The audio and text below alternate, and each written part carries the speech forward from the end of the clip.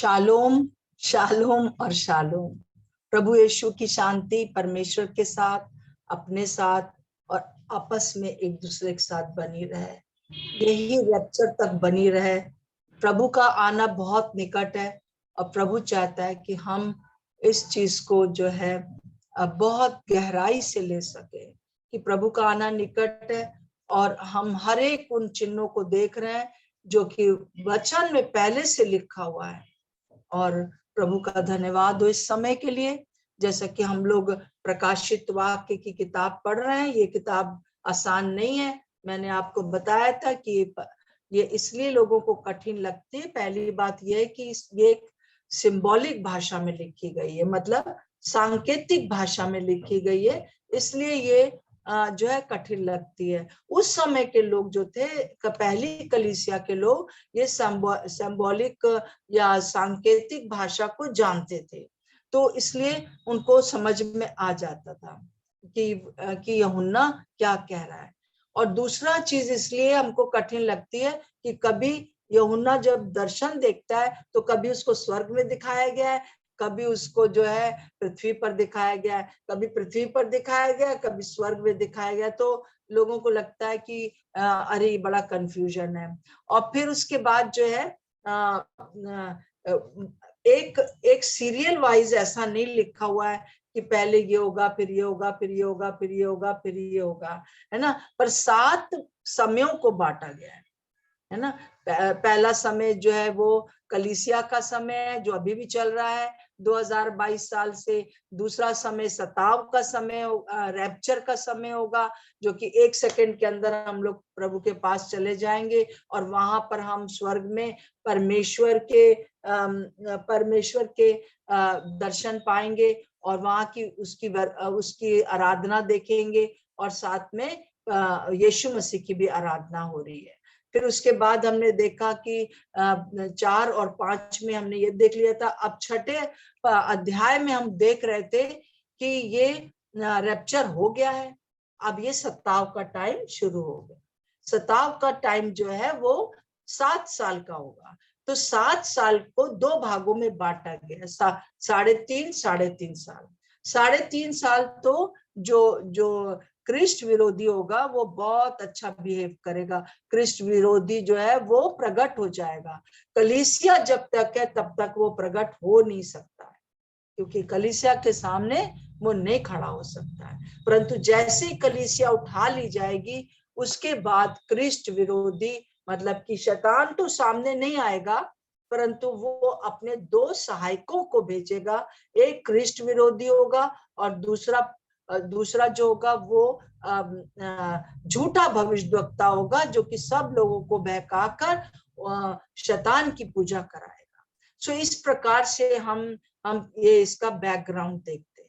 तो पहले हमने देखा था किस प्रकार से 6ठे अध्याय में जब जो है तुरी फूकी, पहली मोहर खोली तो श्वेत घोड़ा आ रहा है। और श्वेत घोड़ा क्या दिखा रहा है? एंटी क्राइस्ट को दिखा रहा है, या क्रिस्ट विरोधी को दिखा रहा है, या ऐसे व्यक्ति खड़ा हो जाएगा, वो एक सरकार बना लेगा, एक ही करेंसी हो जाएगी पूरे वर्ल्ड में, और एक ही जो है वो धर्म को कहेगा मानने के लिए। और आजकल जो है ये शैतानवाद बहुत ज्यादा बढ़ गया है। और ये आजकल जो, अगर आप किसी ऐसे, जो कई दफा हम विद्यार्थियों से मिलते हैं, वो हमसे कहते हैं कि बेचारा शैतान, उसको जो है परमेश्वर ने क्यों नहीं माफ कर दिया? अगर उसको माफ कर देता सारी दुनिया के लिए तो उसने जान दिया, परंतु शैतान को छोड़ दिया, शैतान को नहीं माफ किया है, तो हम तो शैतान, हमें अच्छा लगता है, हम शैतान को मानेंगे। ये बच्चे कह रहे हैं। और आजकल ऐसी कार्टून्स बन गए हैं कि अभी 2 दिन पहले एक बहन हमारे घर आई थी, तो वो बता रही थी कि उसकी कुछ रिश्तेदार जो प्रभु को नहीं जानते हैं, वो उनकी एक 3 साल की और एक 5 साल की बेटी है, और वो कह रही थी लूसीफर और डेवल। तो इसने कहा ये शब्द लूसीफर इसने कहाँ से सीख लिया? तो उसकी माँ ने बताया कि वो सीरियल आते हैं। तो देखिए, आपको पता नहीं है कि क्या हो रहा है, परंतु अंदर ही अंदर एक धर्म की प्रचार हो रहा है, और वो है शैतानवाद। तो उस समय वो पहले 3.5 साल ये काम करेगा, लोगों को लगेगा अरे बहुत अच्छा है। और जो है ये जो क्रिस्ट विरोधी है वो शैतान की पूजा कराने लगेगा, वो शैतान की तरफ लोगों को ले जाएगा और बहुत से अच्छे अच्छे काम करेगा, और लोग जो होंगे उससे बहुत प्रभावित हो जाएंगे। ये श्वेत घोड़ा दिखाता है क्रिस्ट विरोधी को। फिर उसके बाद हम 6 का तीसरे आयत में हमने पढ़ा था कि एक लाल घोड़ा आ जाता है, और लाल घोड़ा क्या है, लड़ाइयां दिखाएगा और मेल मिलाप समाप्त हो जाएगा, परिवारों में भी मेल मिलाप समाप्त होगा। और ये हम थोड़ा थोड़ा ट्रेलर देख रहे हैं अभी, जैसे कि हम सारे घोड़ों का ट्रेलर देख रहे हैं, है ना। और इन दिनों में आप देख रहे हैं अभी यूक्रेन में जिस प्रकार से युद्ध शुरू हो गया, और हम देख रहे हैं कि लड़ाइयां और लड़ाइयों की चर्चा सुनोगे, और बहुत लोग मारे जा रहे हैं, जाति पर जाति राज्य ऊपर ऊपर हमला करेगा, और ये हो रहा है। देखिए हमारे देश में जो अभी चल रहा है सारी बातें, जो इस सब को लेकर जो हमारे अभी इलेक्शंस हो रहे हैं उसमें कितना ज्यादा जातिवाद है, बाप रे, है ना। और हम देखते हैं कि क्या कहते, फिर काला घोड़ा होगा। काला घोड़ा जो होगा वो महंगाई अकाल को दिखाएगा। क्या आपको नहीं लगता है कि अभी जो महंगाई है वो बहुत बढ़ गई है, और भी ज्यादा बढ़ जाएगी? ये तो सिर्फ हम एक ट्रेलर देख रहे हैं, पिक्चर अभी बाकी है। फिर पीला घोड़ा होगा, मृत्यु लाएगा, मृत्यु को लाएगा। देखिए जब जब ये सब कुछ, जब जब लड़ाइयां होंगी और और अकाल पड़ेंगे और बहुत सी चीजें सब एक साथ आ जाएंगी और ये सबको मारने लगेंगी, पीला घोड़ा। और इसका भी ट्रेलर हम देख रहे हैं। कोरोना जैसा जो जो इस समय हम देखते हैं, जो एक एक लहर आई, हम देखते हैं कि कैसे लोग मर गए, कभी यहाँ मर रहे कभी वहां मर, मतलब हम लोग को तो याद ही नहीं हो पा रहा था कि कौन हमारा प्रियजन चला गया, क्योंकि हम कहीं जा नहीं सकते, उनकी मिट्टी तक में नहीं जा पाए। और ऐसा कभी नहीं हुआ कि सारी दुनिया में बंद हो गई, सारी दुनिया, सारी ट्रेन बंद हो गई, सारे सारे हवाई जहाज बंद हो गए, ऐसा कभी नहीं हुआ। किसी देश में हो सकता था, सब कुछ हो सकता था, परंतु सब पूरे संसार में हो जाएगा, ये नहीं हुआ था। हमने ये पिछली बार देखा था इस बातों को। और फिर हमने 5वीं मोहर के समय ये भी देखा था कि शहीद लोग जो हैं वो,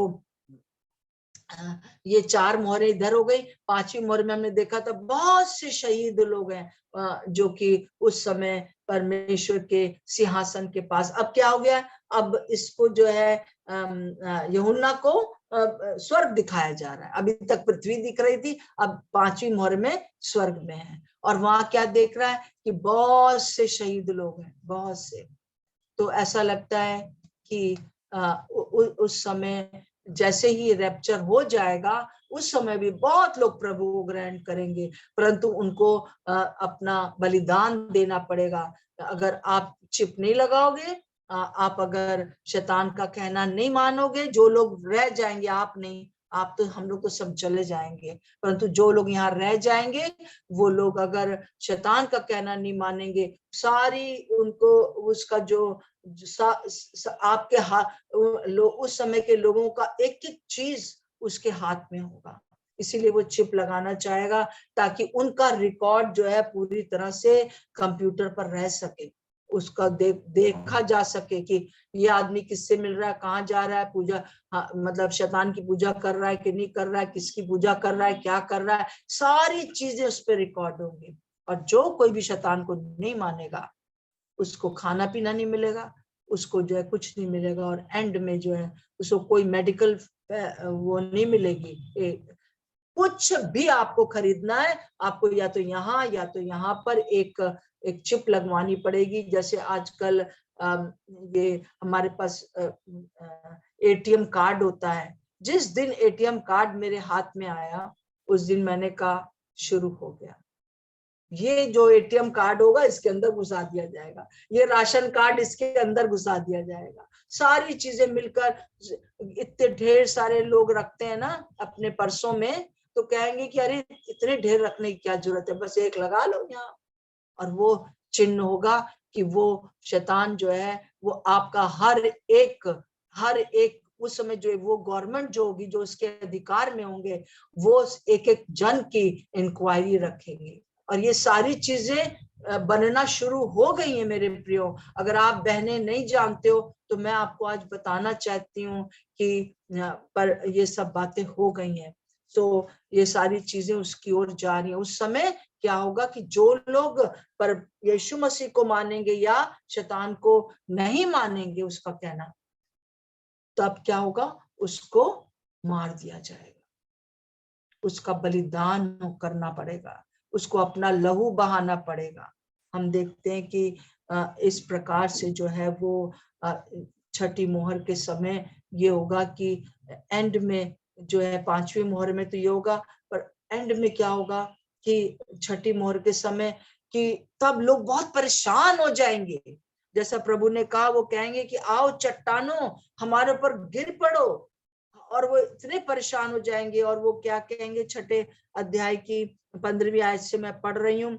तब पृथ्वी के राजा और प्रधान और सरदार और धनवान और सामर्थी लोग और हर एक दास और हर एक स्वतंत्र पहाड़ों की खोह में और चट्टानों में जा छिपेगा और जा छिपे और पहाड़ों और चट्टान से कहने लगे, हम पर गिर पड़ो और हमें उसके मुंह से जो सिंहासन पर बैठा है और मेमने के प्रकोप से हमें बचा लो, क्योंकि उसके प्रकोप का भयानक दिन आ पहुंचा है। अब कौन ठहर सकता है। ये लोग जो है एंड उनका ये होगा।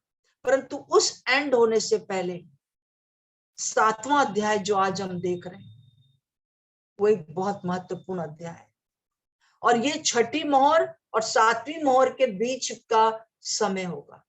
ये 5वीं मोहर और छठी मोहर के समय का होगा कि वो लोग जो होंगे, वो लोग आखिरी में इतने परेशान हो जाएंगे, वो कहेंगे कि ये सारे राजा, ये सारे हाकिम, ये सारे सरदार, ये सारे धनवान लोग जिसको कि शैतान ने बहुत धनवान बना दिया है, एंड उनका बहुत बुरा होगा। इसीलिए ये किताब कठिन लगती है, क्योंकि ये बीच में आ गया। इसको आखिर बाद में होना चाहिए, है ना, जब तुरियां फूक ली जाती तब होना चाहिए था, पर ऐसा नहीं है। ये आखिरी का सीन होगा कि उस समय जो होगा। परंतु उससे पहले परमेश्वर पिता सारे संसार को मौका देगा कि वो प्रभु के पास आ जाए, यीशु मसीह को ग्रहण कर ले। और क्या होगा हम देखते हैं, बहन आप पढ़ दीजिए। इसमें हम देखते हैं कि 7वें अध्याय में हम देखते हैं कि यहाँ पर 2 प्रकार के प्रकार से लोग बचेंगे। इस्राएली लोग कैसे बचेंगे, और संसार की जो भीड़ की भीड़ है, हर कुल हर जाति की, वो कैसे बचेंगे और वो क्या करेंगे। ये इसका सारांश है 7वें अध्याय का, कि किस प्रकार से ये छठी ये खत्म होते होते जब लोग कहने लगेंगे, अपना छाती पीट के सिजदा करेंगे, जैसे लिखा है ना, और डरेंगे। और उससे पहले ये होगा कि 2 प्रकार से लोग संसार में प्रभु मौका देगा, 2 प्रकार के लोगों को कि वो बच जाएं। पहला इस्राएली लोग जो उसके चुने हुए लोग हैं, और जो भीड़ है। सो हम देखते हैं कि मेहरबानी से आप पढ़ दीजिए 7वां अध्याय का 1 से पूरा 8वीं आयत तक पढ़ दीजिए। इसके बाद मैंने पृथ्वी के चारों कोनों पर 4 स्वर्गदूत खड़े देखे।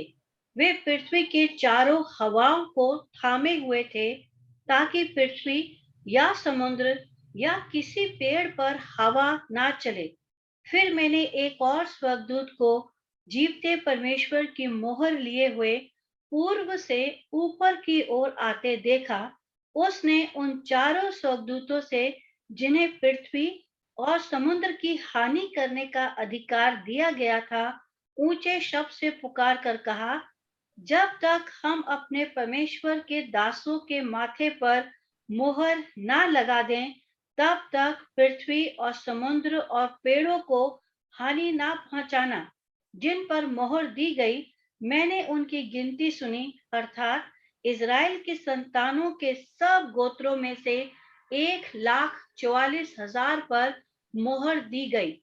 यहूदा के गोत्र में से 12,000 पर मोहर दी गई, रूबेन के गोत्र में से 12,000 पर, गाद के गोत्र में से 12,000 पर, आशेर के गोत्र में से 12,000 पर, नप्ताली के गोत्र में से 12,000 पर, मनुष्य के गोत्र में से 12,000 पर, शिमोन के गोत्र में से 12,000 पर, लेवी के गोत्र में से 12,000 पर, इस्साकार के गोत्र में से 12,000 पर, जबूलून के गोत्र में से 12,000 पर, यूसुफ के गोत्र में से 12,000 पर और बिन्यामीन के गोत्र में से 12,000 पर मोहर दी गई।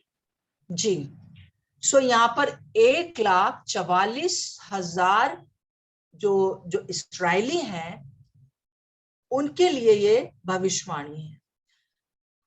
इस्राएली लोगों को 2 बार मौका मिला कि वो, और अभी भी मौका है कि वो प्रभु यीशु को माने।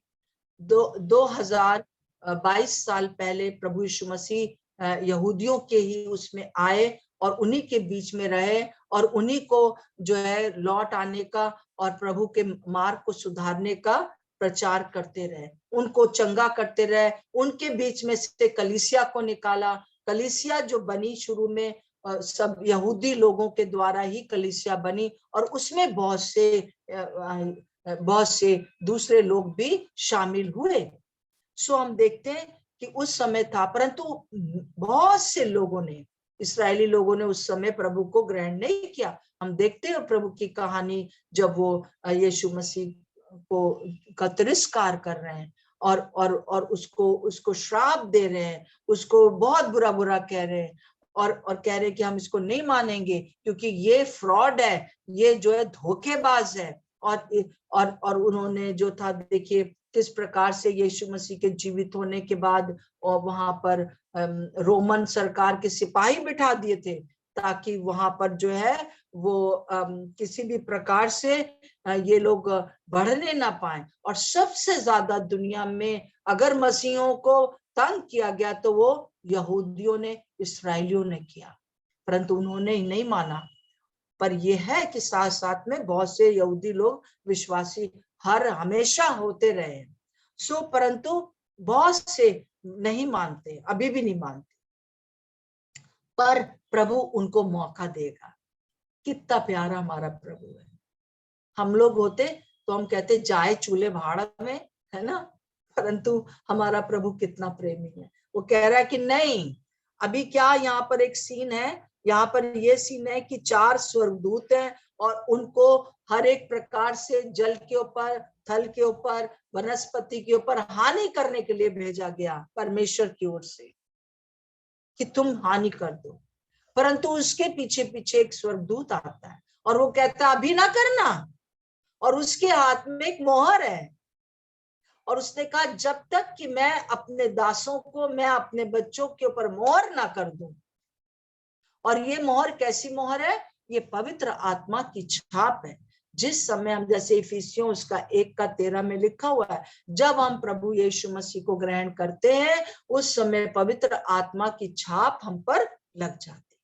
हालेलुया, है ना। और हम नहीं देख पा रहे हैं, कोई दूसरा नहीं देख पा रहा है, परंतु परमेश्वर को स्वर्गदूतों को दिखाई देता है और दुष्ट आत्मा भी देख सकते हैं कि हमारे ऊपर पवित्र आत्मा की छाप लगी है। इसका मतलब है कि यीशु मसीह यहाँ पर यूहन्ना को दिखा रहे कि इस समय 1,44,000 जो होंगे, जो इस्राएली लोग होंगे, वो प्रभु को ग्रहण कर लेंगे, प्रभु के पास आ जाएंगे और वो प्रभु के पीछे चलने लगेंगे और उनके ऊपर छाप लगाई जाएगी। और जब उनके ऊपर छाप लगा दी जाएगी तब क्या होगा कि ये लोग जो होंगे बच जाएंगे और सीधा हम लोग की तरह उनका भी रैप्चर हो जाएगा, सेकंड रैप्चर होगा ये। हालेलुया, है ना। वो मरेंगे नहीं, हम लोग की तरह, हम लोग जैसे जिंदा हैं, अगर वो मरे हुए हैं तो अगर उन्होंने प्रभु को ग्रहण कर लिया होगा तब तक तो ठीक है, परंतु अगर उन्होंने ग्रहण नहीं किया है और वो बचे हुए हैं तब वो भी रैप्चर हो जाएंगे। यहाँ पर 1,44,000 जो संख्या दी गई है, कई लोग कहते हैं कि वास्तव में 1,44,000 होंगे, और परंतु कई लोग का कहना है कि ये भी एक सिंबॉलिक भाषा में बताया गया है। अवश्य हो सकता है इससे ज्यादा भी हो यहूदी लोग वहां पर, परंतु उस समय ये जरूर होगा। 12 12 12 बार बार आया ना, तो उनके 12,000 12,000 12 गोत्र 12,000 एक परफेक्ट नंबर जैसे लगता है कि परमेश्वर उन लोगों को उठा के खड़ा करेगा। और ये इस प्रकार से होगा कि जब सफेद घोड़ा आएगा, मतलब कि जब एंटी क्राइस्ट आएगा, तो 3.5 साल तक शुरू में वो बहुत बहुत ज्यादा हम्बल होगा, और वो सबसे पहला काम जो करेगा वो ये करेगा कि यहूदियों से कहेगा, इस्राएलियों से कहेगा, तुम अपना मंदिर जहां था ना वहां बना लो। अभी दुनिया भर में काय की लड़ाई है? मंदिर की तो लड़ाई है। पूरा मिडिल ईस्ट और क्या कहते हैं, इसराइलियों की बीच में यही लड़ाई है कि ये नहीं होना चाहिए। और आधे लोग इधर है यहूदियों की तरफ, आधे लोग यहूदियों की तरफ, यहाँ इसराइलियों की तरफ नहीं है। सो हम देखते हैं कि और उस समय ये चीज और भी बढ़ जाएगी। परंतु वो क्या चालाकी करेगा, कहेगा तुम लोग ना मंदिर बना लो। और ये लोग मंदिर बनाने के लिए ऐसे तैयार हैं इस समय, जो टूट चुका है, जो अब यहाँ पर अभी मॉस्क है, वो लोग सोचते हैं कि यहीं पर वो मंदिर बनेगा, तब प्रभु यीशु आ जाएंगे, तभी तभी जो है मसीहा आएगा। तो जब उसने कह दिया तो वो लोग कहने लगे, अरे ये इतना स्मार्ट है, इतने बड़े घर से है, और ये जो है यही मसीहा है, उसको मानने लगेंगे। दोबारा भी जो है उसको पहचानेंगे नहीं। परंतु फिर क्या होगा? 3.5 साल के बाद जब मंदिर बन के तैयार हो जाएगा इसराइलियों का, आप देखते हैं किस तरह से मंदिर की स्ट्रक्चर है। पहले उद्धार का द्वार है, फिर उसके बाद बलिदान की वेदी होती है, फिर उसके बाद जो है वो बेसन होता है जहां पर कि वो लोग हाथ धोते थे।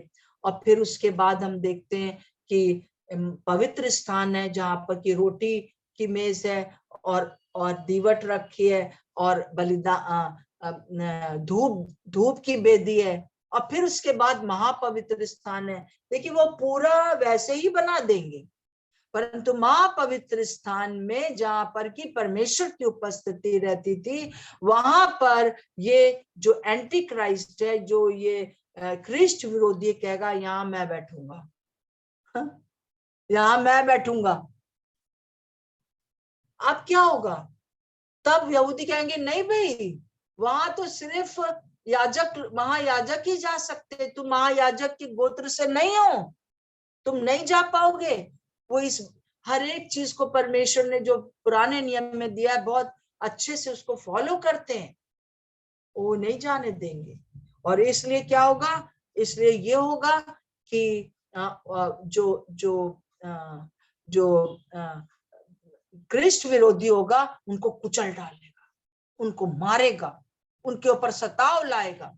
और इसके बारे में हम एक जगह और भी देख सकते हैं। बहन पढ़ दीजिए प्रकाशित वाक्य 14 का 1 से 5 पहले पढ़ दीजिए। 1 से 5, 14 का 1 से 5।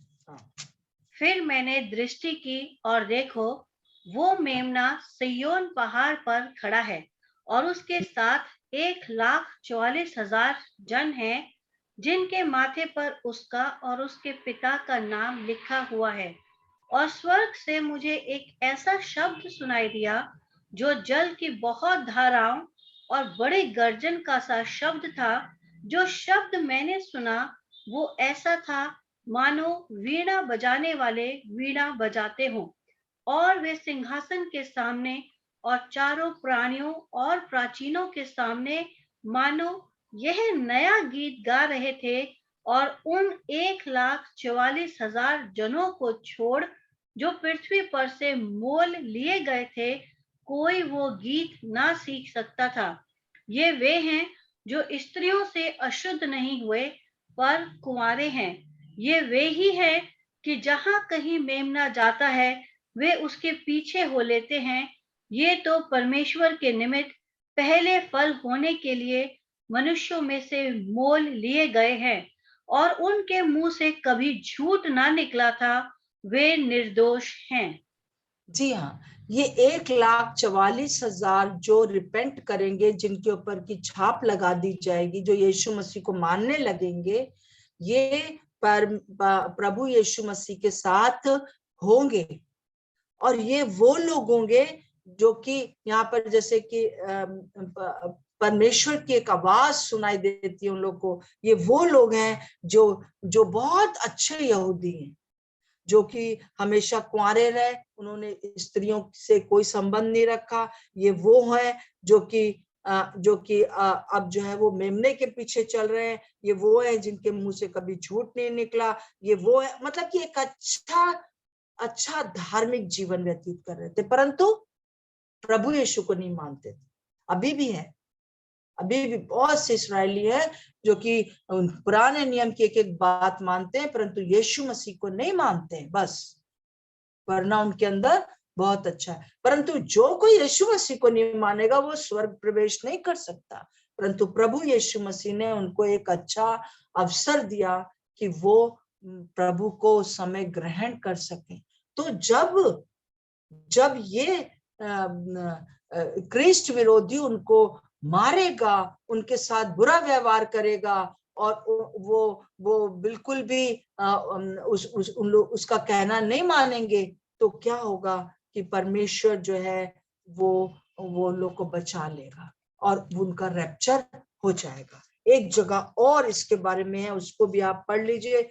तो इनका ये कैसे जान पाए कि जो यीशु मसीह जो आया था 2022 साल पहले, वो ही मसीहा था, ये मसीहा नहीं है। कैसे जानेंगे? एक तो ये जानेंगे कि वो उनको मारेगा, क्योंकि वो ये उसको अंदर नहीं जाने देंगे, है ना।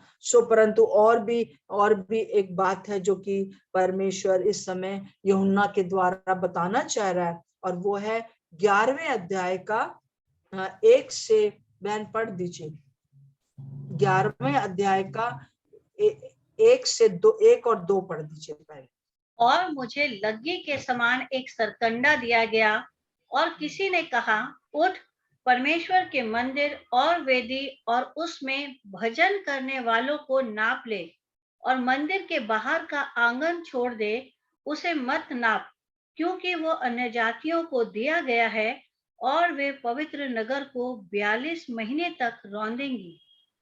जी, तो यहाँ पर क्या है कि उसको एक और दर्शन दिया गया, और उस दर्शन में उसने देखा कि एक स्वर्गदूत को जो है कहा गया, फिर मुझे, मतलब कि यूहन्ना को कहा गया कि लो, तुम नापने वाली डोरी ले लो और पूरा वो जगह नापो जहां पर कि परमेश्वर का मंदिर है, और वो पवित्र नगर में है। ये पवित्र नगर कौन है? यरूशलेम है। और ये मंदिर कौन है? यही वाला मंदिर जिसमें जो कि उन लोगों ने बना लिया था, है ना। तो उससे कहा कि तुम जो इसको नापो, परंतु एक काम करना, बाहर मत नापना, है ना, आंगन को मत नापना, क्योंकि आंगन को इसलिए छोड़ देना क्योंकि यहाँ पर से जो होगा, जो एंटी क्राइस्ट होगा, वो 42 महीने, मतलब कि 3 साल 5 महीने, 3.5 साल होना चाहिए। मुझे नहीं मालूम है कि ये 42 महीने, 3 साल और 5 महीने, 1 महीने का गैप क्या है? या तो ये है कि 1 महीना जो है उस कार्य को पूरा करने में लगा होगा, जो कि हम लोग पहले देखते आ रहे हैं, और इसलिए वो कहता है कि इस मतलब कि पहले 3.5 साल में 1 महीना उधर चला गया, परंतु ये 3.5 साल जब ये घटना इनके ऊपर घटने वाली है कि इनको पिटाई होने वाली है, इनका विरोध होने वाला है, और फिर ये एंटी क्राइस्ट सारी दुनिया को अपनी तरफ कर लेगा और जो है इसके विरोध करेगा। तो 42 महीने, मतलब 3 साल 5 महीने को उसको रौंदने को दिया जाएगा, वो उसको मार पड़ेगी, है ना। और बहुत ज्यादा सताया जाएगा। और फिर उसके बाद जो है तीसरा पद भी पढ़ दीजिए बहन, 3 से पूरा 13 तक पढ़ दीजिए और बहुत ध्यान से सुनिएगा। यहाँ ये 2 गवाह खड़े हो रहे, हम लोग धीरे धीरे पढ़ेंगे ताकि बीच बीच में मैं आपको समझाती जाऊं, जब मैं कहूं कि बस तो फिर हम उसको समझाएंगे। जी हाँ, पढ़िए तीसरा पद। और मैं अपने 2 गवाहों को यह अधिकार दूंगा कि टाट ओढ़े हुए 1260 दिन तक भविष्यवाणी करें। ये वे ही जैतून के 2 पेड़ और 2 दीवट हैं जो पृथ्वी के प्रभु के सामने खड़े रहते हैं। और यदि कोई उनको हानि पहुंचाना चाहता है तो उनके मुंह से आग निकलकर उनके बैरियों को भस्म करती है, और यदि कोई उनको हानि पहुंचाना चाहेगा तो अवश्य इसी रीति से मार डाला जाएगा। इन्हें अधिकार है कि आकाश को बंद करें, उनकी भविष्यवाणी के दिनों में मेघ ना बरसे, और उन्हें सब पानी पर अधिकार है कि उसे लहू बनाए, और जब जब चाहें तब तब पृथ्वी पर हर प्रकार की विपत्ति लाएं। और हाँ, जब बस वे ये पूरा पढ़ दीजिए। हाँ, 7वां। और जब वे अपनी गवाही दे चुकेंगे तो वो पशु जो अतः कुंड में से निकलेगा उनसे लड़कर उन्हें जीतेगा और उन्हें मार डालेगा। हाँ, इतना पढ़ दीजिए बस, है ना। तो यहाँ पर क्या हुआ है कि अब क्या होगा, अब ये 3.5 साल के समय परमेश्वर छोड़ेगा नहीं लोगों को। उसके बच्चे यहाँ पर हैं और सारे दुनिया के लोग यहाँ पर हैं। ये नहीं कि रैप्चर हो गया अब जो है चलो खत्म, परंतु वो उनको मौका देगा और क्या करेगा, उनके वो लोग कैसे वो लोग प्रभु को जानने पाएंगे। वो लोग 2 गवाह भेज देगा और ये 2 गवाह जो होंगे उनके पर बहुत उस समय बहुत अथॉरिटी होगी उनके पास, और ये 2 भविष्यवक्ता होंगे, है ना। और ऐसा लगता है कि पहला भविष्यवक्ता जो होगा वो एलिया होगा और दूसरा मूसा होगा, क्योंकि जैसा कि हम देखते हैं 6ठे पद में लिखा है, उन्हें अधिकार है कि आकाश को बंद करें कि उनकी भविष्यवाणी के दिनों में मेघ ना बरसे। एलिया ने ऐसा किया था, 3.5 साल तक मेघ नहीं बरसा था। तो हम पूरा विश्वास करते हैं कि उस समय एलिया आएगा। एलिया जो होगा वो गवाह के रूप में यहाँ पर होगा। और मूसा ने क्या किया था कि पानी को जो उसने लहू बना दिया था, तो यहाँ पर लिखा है और उन्हें सब पानी पर अधिकार है कि उसे लहू बनाए, है ना। सो इस प्रकार से हम देखते हैं कि वो लोग जब चाहेंगे संसार पर विपत्ति आ जाएगी और लोग इनसे बड़ी घृणा करने लगे, लोग इनसे बहुत डरने लगे, क्योंकि परमेश्वर ने फिर भी हम लोग को रैप्चर हो गया, हम चले गए, परंतु फिर भी परमेश्वर ने 2 गवाहों को भेजकर ये 1,44,000 और बहुत बड़ी भीड़ को जो कि अन्य जाति की होगी उन्हें बचाने के लिए ये प्लान करेगा उस समय भी। परंतु उस समय पवित्र आत्मा तो नहीं होंगे, क्योंकि पवित्र आत्मा कलीसिया के साथ चले जाएंगे, परंतु ये गवाह होंगे जो कि उनके सब आश्चर्य कर्मों के द्वारा, और उनको जो सताएगा वो मारा जाएगा, उनके मुंह से जैसा लगेगा कि आग, जो वो बोलेंगे वो हो जाएगा। सो उस समय इस प्रकार से होगा। बहन पढ़ दीजिए, अब जो है 7वें पद से पढ़ दीजिए।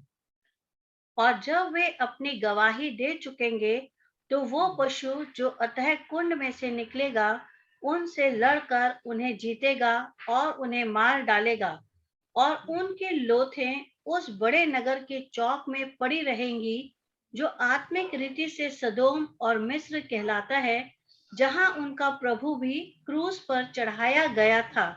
और सब लोगों और कुलों और भाषाओं और जातियों में से लोग उनकी लोथें 3.5 दिन तक देखते रहेंगे और उनकी लोथें कब्र में रखने ना देंगे, और पृथ्वी के रहने वाले उनके मारने से आनंदित और मग्न होंगे और एक दूसरे के पास भेंट भेजेंगे, क्योंकि इन दोनों भविष्यद्वक्ताओं ने पृथ्वी के रहने वालों को सताया था।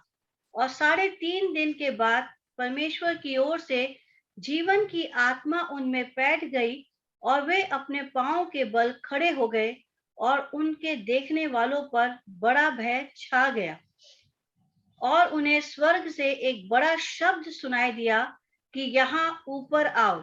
यह सुन वे बादल पर सवार होकर अपने बैरियों के देखते देखते स्वर्ग पर चढ़ गए। फिर उसी घड़ी एक बड़ा भूईडोल हुआ और नगर का 10वां अंश गिर पड़ा और उस भूईडोल से 7,000 मनुष्य मर गए और शेष डर गए और स्वर्ग के परमेश्वर की महिमा की। दूसरी विपत्ति बीत चुकी है, देखो तीसरी विपत्ति शीघ्र आने वाली है। जी हाँ, ये क्या है? ये दो गवाह जो है वो जब गवाही दे रहे हैं तो बहुत लोग प्रभु को जान भी रहे हैं, और खास तौर से ये इस्राएली लोग और बहुत बड़ी भीड़ अन्य जाति की जान भी रही है, प्रभु को ग्रहण कर रही है और पवित्र आत्मा की छाप लगाई जा रही है स्वर्गदूत के द्वारा, और उनको जो है इस प्रकार से रैप्चर भी उनका हो गया है, जो 1,44,000 थे। परंतु अब क्या होगा? अथाह कुंड से वो पशु निकलेगा। वो पशु कौन है? एंटी क्राइस्ट, क्रिस्ट विरोधी, और वो इनको से लड़ाई करेगा और मार डालेगा, और 3.5 साल तक इनकी लोथ को वहीं पड़ा रहने देंगे। जब मैं छोटी बचपन में पढ़ती थी ये बात, तो मैं सोचती थी कि सारी दुनिया के लोग कैसे देखेंगे, कैसे देखेंगे। पर जब टीवी आया, मैंने कहा अरे यही माध्यम होगा कि प्रभु इसके द्वारा सारी दुनिया में लोग देखने पाएंगे इन दोनों गवाहों को, और बड़े खुश होंगे और उसको कब्र में नहीं डालने देंगे। परंतु प्रभु का धन्यवाद हो कि वो अपने प्रभु यीशु मसीह के समान तीसरे दिन मुर्दों में से जिंदा हो जाएंगे। कितनी खुशी की बात होगी, और उस समय बहुत लोग प्रभु को ग्रहण करेंगे मेरे प्रियो, और प्रभु की बड़ी महिमा होगी। और जो इस प्रकार से जो विपत्तियां हैं, ये दूसरी विपत्ति थी, फिर हम इसको बाद में फिर दोहराएंगे इसको, परंतु क्योंकि ये इसके साथ आ रहा है कि ये 1,44,000 जो है वो कैसे बच गए, और उनके साथ जो एक बड़ी भीड़ है वो कैसे बच गई है। हालेलुया, हालेलुया, प्रभु का धन्यवाद हो कि हमारे प्रभु ने उस समय भी छोड़ेगा नहीं, और ये मूसा और एलिया होंगे और यहाँ पे मरेंगे, और फिर प्रभु उनको जिला के उठा के खड़ा करेगा, और सारी दुनिया उनको टीवी के माध्यम से, जूम के माध्यम से देखेगी। अब ये पॉसिबल है, सारी दुनिया एक साथ देख लेना। हालेलुया, प्रभु का धन्यवाद। अब बहन, अब हम लोगों ने 7वें अध्याय पर फिर आ जाइए। हम लोग 7वां अध्याय पढ़ रहे हैं और इधर उधर से हमको लेना पड़ रहा है ताकि हम आपको समझा सकें। तो 7वें अध्याय में ये 1,44,000 लोग तो चले गए, परंतु अब एक बड़ी भीड़ भी वहां पर है। और ये भीड़ कौन है? आइए देखिए, 9th वर्ष से पढ़ दीजिए, 9 से पूरा 14 तक पढ़ दीजिए। इसके बाद मैंने दृष्टि की और देखो, हर एक जाति और कुल और लोक और भाषा में से एक ऐसी बड़ी भीड़ जिसे कोई गिन नहीं सकता था, श्वेत वस्त्र पहने और अपने हाथों में खजूर की डालियां लिए हुए सिंहासन के सामने और मेमने के सामने खड़ी हैं, और बड़े शब्द से पुकार कर कहती हैं, उद्धार के लिए हमारे परमेश्वर का जो सिंहासन पर बैठा है और मेमने का जय जयकार हो। और सारे स्वर्गदूत उस सिंहासन और प्राचीनों और चारों प्राणियों के चारों ओर खड़े हैं।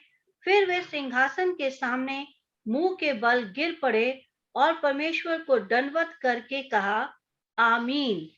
हमारे परमेश्वर की स्तुति और महिमा और ज्ञान और धन्यवाद और आदर और सामर्थ और शक्ति युगान युग बनी रहे, आमीन। इस पर प्राचीनों में से एक ने मुझसे कहा, ये श्वेत वस्त्र पहने हुए कौन हैं और कहां से आए हैं? मैंने उससे कहा, हे स्वामी, तू ही जानता है। उसने मुझसे कहा, ये वे हैं जो उस महाक्लेश में से निकलकर आए हैं। इन्होंने अपने अपने वस्त्र मेमने के लहू में धोकर श्वेत किए हैं। जी हाँ, प्रेज द लॉर्ड। अब यहाँ पर 1,44,000 तो चले गए, रैप्चर हो गया उनका, पर यहाँ पर परमेश्वर के वेदी के सामने एक बड़ी भीड़ है जिसको कोई गिन नहीं सकता। वो सफेद कपड़े पहने हैं, खजूर की डालियां लिए हुए हैं और बहुत सुंदर सा यहाँ पर दृश्य है। मेरी प्रिय बहनों, मैं आपसे कहना चाहती हूँ, ये सिर्फ एक कहानी नहीं है पर ये वास्तव में होगा, वास्तव में होगा। और फिर क्या है कि वो सिंहासन पर जो बैठा है उसकी जय जयकार कर रहे हैं, है ना, और उसको ऊंचे पर उठा रहे हैं। तब जो है एक प्राचीन जो है वो यूहन्ना के पास आता है और कहता है, ये कौन लोग हैं, ये बड़ी भीड़ कौन है? ये भीड़ जो है छोटी मोटी भीड़ नहीं है, उसमें हर जाति, हर कुल, हर भाषा का बोलने वाले की बड़ी भीड़ है। मतलब हर एक जाति हो, हर एक कुल से लोग हो गए। कुल मतलब जैसे हम लोग का एक कुल चला आता है, उनमें से बहुत से लोग प्रभु को उस समय भी ग्रहण करें, जो हम तो नहीं होंगे, परंतु वो उस समय ग्रहण करेंगे। तो क्या होगा कि वो पूछता है कि कौन है? तो उसने कहा कि मुझे तो नहीं मालूम है, आप बताइए। तब उसने मुझसे कहा, ये वे हैं जो उस महाक्लेश में से निकल कर आए, जिन्होंने अपने अपने वस्त्र मेमने के लहू में धोकर श्वेत किए। ये उस महाक्लेश से निकल के आए। 7 साल का जो महाक्लेश, विशेष रूप से आखिरी के 3.5 साल में जो महाक्लेश होगा, उसमें से ये गुजर कर आए, ये उस परीक्षा में से गुजर कर आए, जिसके लिए कि प्रभु ने अपनी प्रार्थना में हमको सिखाया कि हे प्रभु, हमें उस परीक्षा से बचा। और इतने सालों से हम यही करते आ रहे, यही परीक्षा के बारे में है। ये महाक्लेश होगा, बड़ी परीक्षा होगी, या तो खाना ले लो और या मौत ले लो।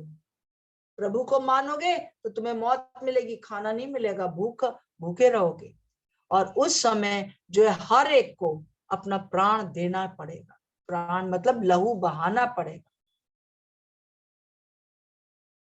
और ये वो लोग हैं जिन्होंने कि अपने परमेश्वर के मेमने के लहू से अपने आप को शुद्ध कर लिया, और उन्होंने अपने वस्त्र उस दिन तक मैले नहीं किए जब तक कि वो परमेश्वर के पास नहीं चले गए।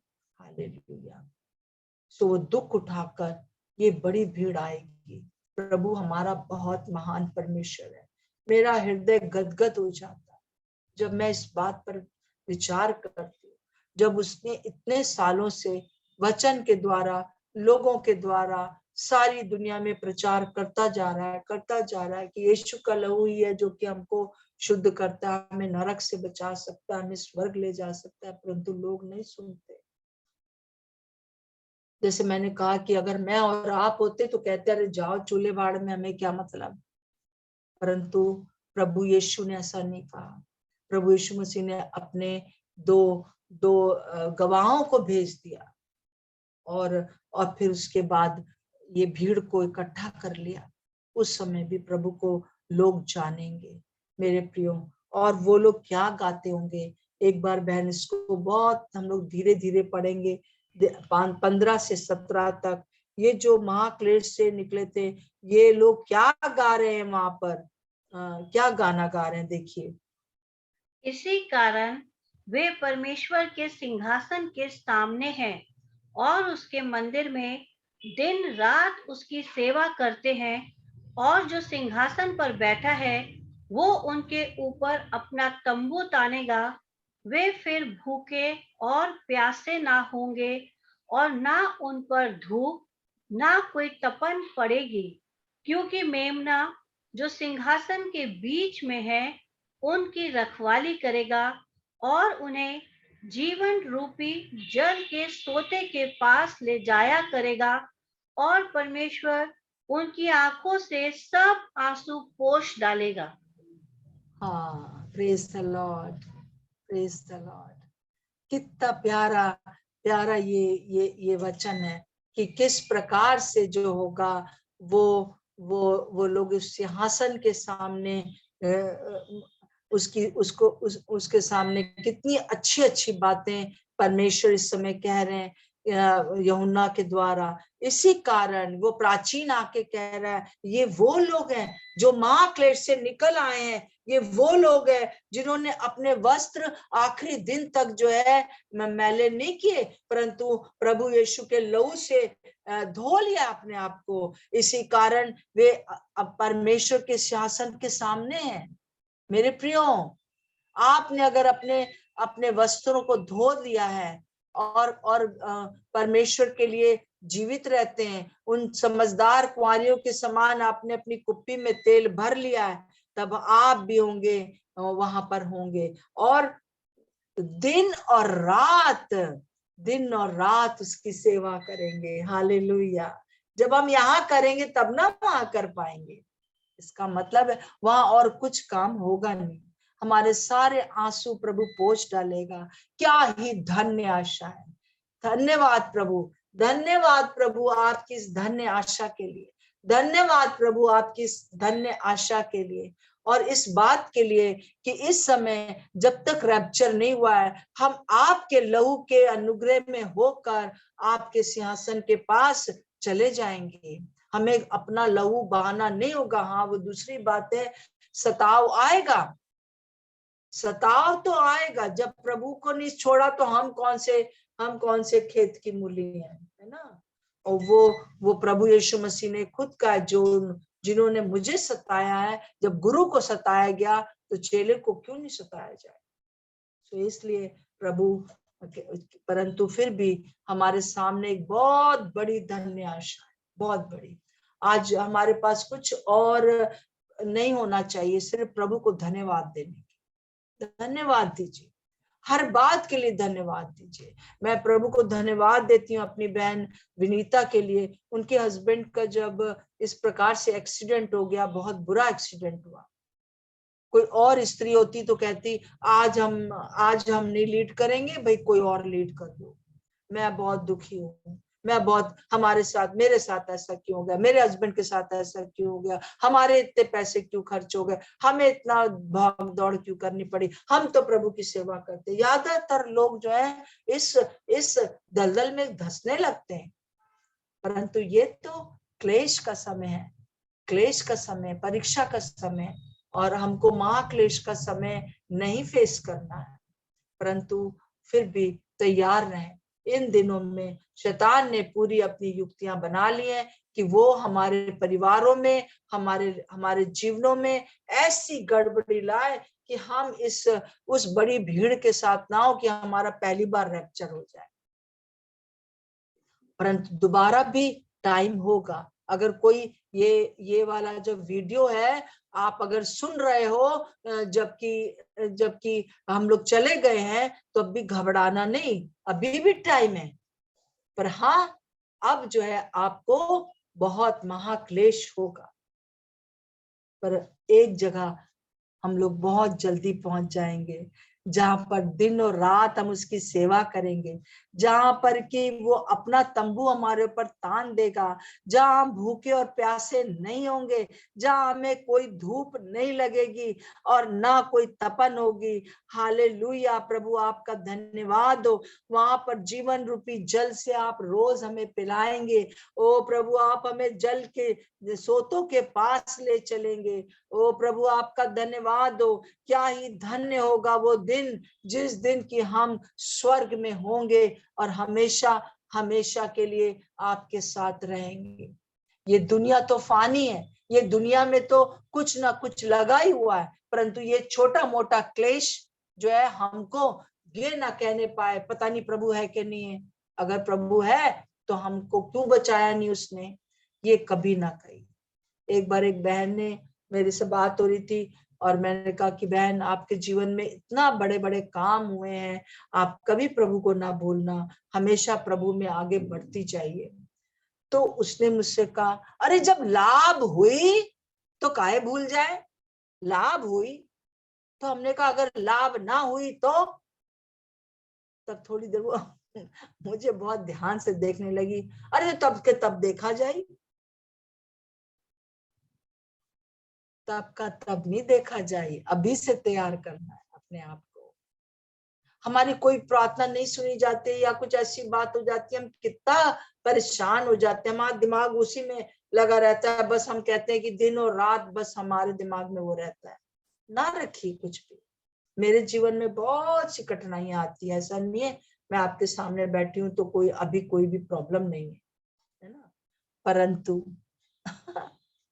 मैं उस आशा को देखती हूँ जो कि आने वाली है।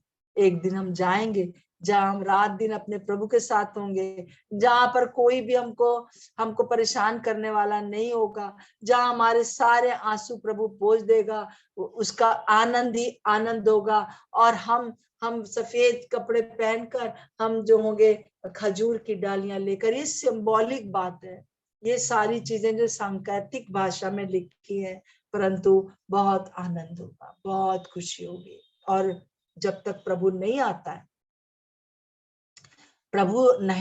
है, उसके बीच में भी अगर मैं चली गई, मान लीजिए कि प्रभु 1 साल लगाए और हम चले जाएं, तो हम कहाँ होंगे? जैसे कि पौलुस कहता है, मुझे तो लगता है मैं बस कूच करके आपके पास पहुंच जाऊं, मैं वो आनंद में रह सकूं। परंतु अगर मैं दुनिया में जिंदा हूं तो सिर्फ प्रभु के लिए, ये लोगों को प्रभु के बारे में बताऊं, बस ये हमारा उद्देश्य होना चाहिए, ये हमारा उद्देश्य होना चाहिए। जैसे कि प्रभु ने कहा परमेश्वर का राज्य ऐसा होगा कि एक आदमी ने खेत खोदते समय किसी दूसरे का खेत खोद रहा होगा, उसने देखा कि एक बहुत बहुमूल्य पत्थर है, उसने कहा अरे ये तो बहुत बहुमूल्य मोती है, इसको मैं क्या करूं?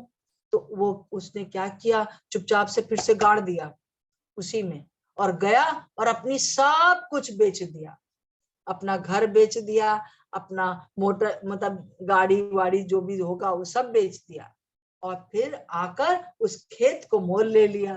कितना चालाकी करी ना उसने। ऐसी चालाकी हमें करना है। कुछ भी हो, दुनिया की बातें हमको नहीं, परंतु हमको वो मोती मिल गया जो करोड़ों करोड़ों करोड़ों करोड़ों वर्षों तक हम उसके साथ रहेंगे। कितनी अद्भुत बात है ना, है बहुत अद्भुत बात है। और प्रभु का वचन कितना ज्यादा हमको अपनी निकटता में रखता है कि हम लोग इस प्रकार से जो है प्रभु के साथ हमेशा हमेशा होंगे। जब कभी भी आपको परेशानियां हो तो आप यूहन्ना को याद करना। यूहन्ना अकेला बच गया था, कलीसिया मारी जा रही थी, सारे चेले उसके साथ के चले गए थे, इसको भी बहुत सताया गया। कहा जाता है कि उसको खौलते हुए तेल में डाल दिया गया। बाइबल में नहीं लिखा है, परंतु साइड की जो हिस्ट्री बुक्स है उसमें बताया जाता है। वो बहुत दुखी होगा परंतु कितना अद्भुत उसने वचन लिख दिया मेरे और आपके लिए, उसको इसीलिए बचाया गया। अगर आप बचे हो तो इसलिए कि आप औरों को समेट लो, और नहीं तो वो एक परमानेंट जगह है, या तो स्वर्ग या तो नरक, है ना। अगर आपने अभी तक प्रभु यीशु को ग्रहण नहीं किया है तो आज कर लीजिए, उस अनमोल मोती को खरीद लीजिए जो यीशु मसीह है। सब कुछ अपना बेचकर प्रभु को लेकर दीजिए। हालेलुया। प्रभु का धन्यवाद, धन्यवाद हो प्रभु का धन्यवाद हो। हालेलुया। आइए हम प्रार्थना करेंगे। प्रभु यीशु, हम आपको धन्यवाद देते इस बड़ी गहरी किताब के लिए और इस सारी आशा भरी किताब के लिए। आपने जैसे यूहन्ना को एकदम कुछ आशा नहीं, में उस समय कलीसिया को कुछ आशा नहीं थी, परंतु उस निराशा में आपने एक आशा का दीपक जला दिया, और वो आज दिन तक हमको वो दीपक जला रहा है। ताकि हम उस रोशनी में देख सकें, इस दीपक की रोशनी में, इस प्रकाशित वाक्य में देख सकें कि आने वाले दिनों में क्या होगा। प्रभु हमारी सहायता करें कि हमें चाहे किसी भी चीज से होकर गुजरना पड़े, कोई भी क्लेश में होकर जाना पड़े, परंतु हम कभी ये नहीं कहेंगे कि पता नहीं प्रभु है कि नहीं है। चाहे मेरी बातें सुनी जाए या ना सुनी जाए, परंतु प्रभु तो प्रभु है और वो हमेशा रहेगा। जो था, जो है और जो आने वाला है, उसका कभी इनकार नहीं करेंगे। हम इस मोती को खरीद लेंगे ताकि हम उस अनमोल चीज को पा सकें। हालेलुया।